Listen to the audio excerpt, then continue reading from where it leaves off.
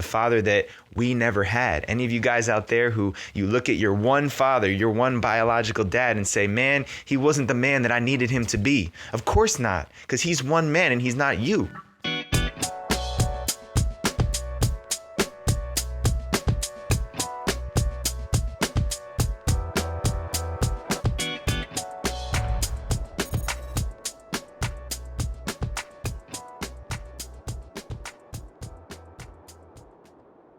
There's a very critical element to being a man in this world that most of us don't hear about.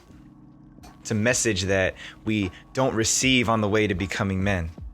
As boys, we imagine that fear is something we have to conquer, something we have to overcome, something we eliminate from our lives. But this couldn't be farther from the truth. I was having a conversation with a brother of mine just the other day, and he was telling me about being out in the ocean. He's a surfer. And he was out there by himself and waves were crashing in. And all of a sudden, he felt very vulnerable. He felt the experience of, what if a wave crashed over me and I couldn't breathe and I got stuck underwater? And it generated a very genuine anxiety response. He started to feel anxious and fearful. And he was telling me about this and we dialogued on it. And he realized that this is how he used to feel when he was a boy. When he was just a little kid, afraid of anything. It could have been anything, but it was the same fear response. Because we know that fear doesn't discriminate. It doesn't differentiate either. Every one of us is susceptible to fear. No one person on this planet is living a fearless life. And we can't differentiate the fear between asking somebody on a date that we're really attracted to, or the fear of being thrown into the ocean and swept under the riptide. It doesn't differentiate. We experience the same thing somatically in our bodies. And it can revert us back to this childhood state in a second. You could be just moseying on in your life, doing what you do out in the world as a man, providing, putting food on the table, and then all of a sudden, one thing comes in and just, bam, fear response. Back to boyhood, back to childhood. It's humbling. It's startling to go back to that place. I've been there before. I experience this regularly because fear doesn't go away. No matter how much we evolve, no matter how much we grow and become more of who we're meant to be in this world, fear is the constant. It's what we learn to do with fear that makes the difference. You see, as children, when we're afraid, when our stomach hurts and we don't know if we're going to be okay, when we get bullied on the playground, when something spooks us in the night, or we think there's monsters under the bed, what do? We cry out for mommy. We look for daddy. We look for someone outside of ourselves to remind us that we're safe, that everything's going to be okay. This is what children do. This is what fathers and mothers are for, is to help children realize that they're safe, to feel a sense of safety and security. Now, here's the key. That boy, that child that lives inside of me, inside of you, never dies, never goes away. And this is just my perception of this. I've talked to hundreds and thousands of men over the years and realized that we're not that unique, we're not different. We all experience fear in a very similar fashion. The details may be different, but the experience is exactly the same. And so it usually shows up like, I don't know what to do. I'm scared. I'm paralyzed by my fear and I'm not taking any action. I'm just standing still. Or I'm looking for someone outside of me to tell me what to do because I can't figure it out myself. Or, and this is what's typical, especially in our modern society and our millennial generation, we go to substances. We go to sex. We go to anything else we're good at that we can funnel our energy into that keeps us away from the thing we're afraid of. And any other number of countless distraction strategies to avoid the fear. And all along, that little boy inside of us just needs to feel safe. So until we can learn to make that boy inside of us feel safe, then we wander on in this world dodging fearful moments, refusing to engage with the things that we are most afraid of, which leads to an ordinary life. Basic, normal, average, mediocre.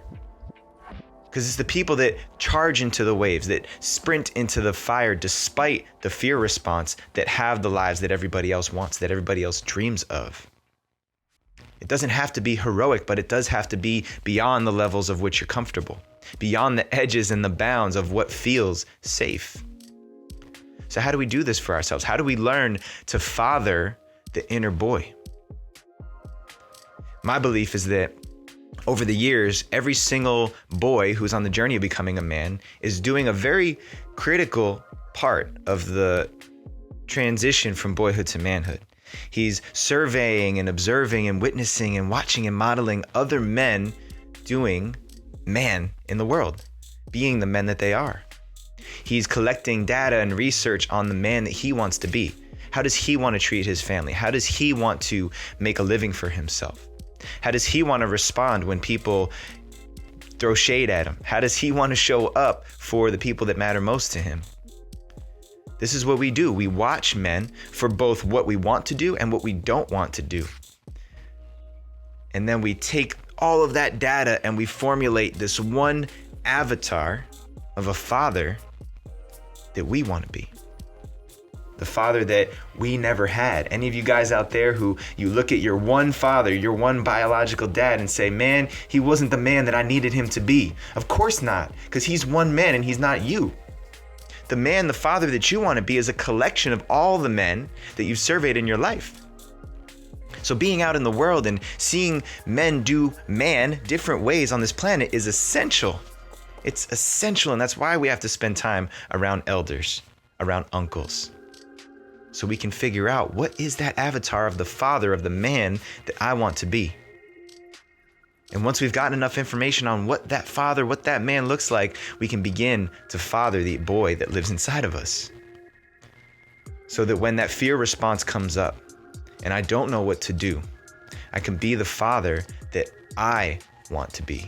From the examples of all the different men that I've drawn from in my life, I can be that father for myself, for my inner boy. I can have a dialogue inside that says, hey, I know we're scared right now. I know that this feels like we might die. We might not survive. We don't know what to do in this situation, but everything's going to be okay. I got this. You're fine. And settle down that fear response.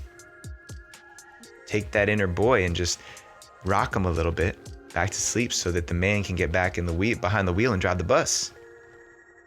That's what this is about. And the key here is that you can't father anyone else in this world until you learn to father yourself. Because if you still need somebody else to father you, to let you know everything's going to be all right every single time that fear arises, then what are you going to do when your son or your daughter comes up to you? If you don't feel safe, if you don't feel like you can create safety and certainty within yourself, then how can you create that for another human being? And beyond your own biological children, because every single one of us is fathers, whether we have kids or not, how will you father the people around you? The men, the boys around you who are looking to you for leadership and guidance. Not until you figured out how to father yourself. Not until I figured out how to father the boy within me. And I was sharing this with my friend the other day, and we were both just blown off because we realized that that's been the work all along. That's the stopping point for so many guys, for so many of us, myself included, is I was looking for comfort and safety outside of myself, and I realized finally that I have to create that for me. I'm the only one that can do that. So if you're out there right now and you find yourself running into fear, you're just like the rest of us. How you respond to the fear, what you do with it, how you speak to yourself internally is the game. Are you able to settle down that inner boy and take the action that you need to? Are you able to soothe the sense of fear in you enough so that you can charge ahead and make it through the other side, realizing that fear exists on this side of the wall, not on the other side? If you made it to that point, now you're ready to step up. Now you're ready to take your game from here to here. Now you're ready to have a family, a partnership, to be a father in the literal and the metaphorical sense of the word. So look at your inner dialogue. How do you respond to fear? How do you show up when things scare you, that challenge you beyond what you think you can do. And if you don't know how you want to show up amidst all that, then get yourself around some men. Get yourself around some elder men who can show you how you want to be. Give you that data, that research that you need to become the father that you always wanted. All right, if you're feeling the fire that we're dropping on these Rising Man Monday morning meditations and any other piece of Rising Man content, go check us out at risingman.org and subscribe to this YouTube channel while you're at it. Catch y'all next week. Peace.